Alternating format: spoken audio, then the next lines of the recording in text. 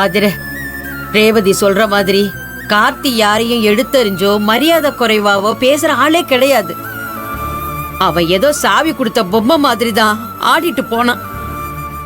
அவங்கிட்ட யாரோ இல்லாததையும் பொல்லாததையும் சொல்லி நல்லா ஏத்தி விட்டுருக்காங்க. அத கேட்டுட்டுதான் அவன் இப்படி பேசிட்டு போறான்.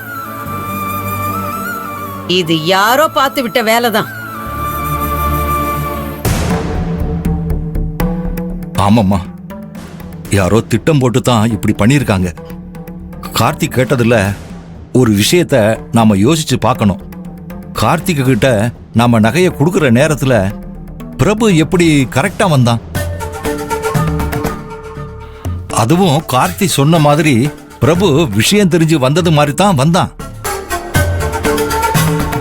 அப்படின்னா பிரபுவுக்கு யாரோ போன் பண்ணி சொல்லியிருக்காங்க. அது யாரு?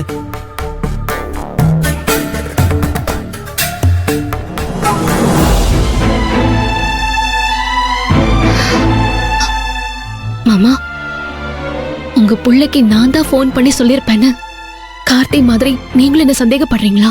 ஐயோ, என்னம்மா இப்படி கேட்டுட்ட?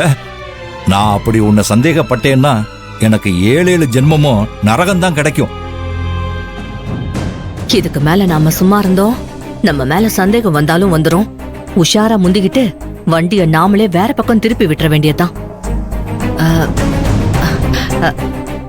எனக்கு என்னமோ பிரபு தானா சந்தேகப்பட்டு வேவு பார்க்க வந்த மாதிரி தான் தோணுது.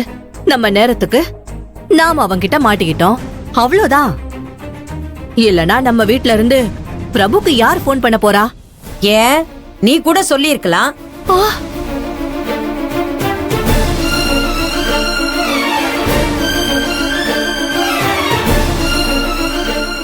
அம்மா, என்னம்மா சொல்ற?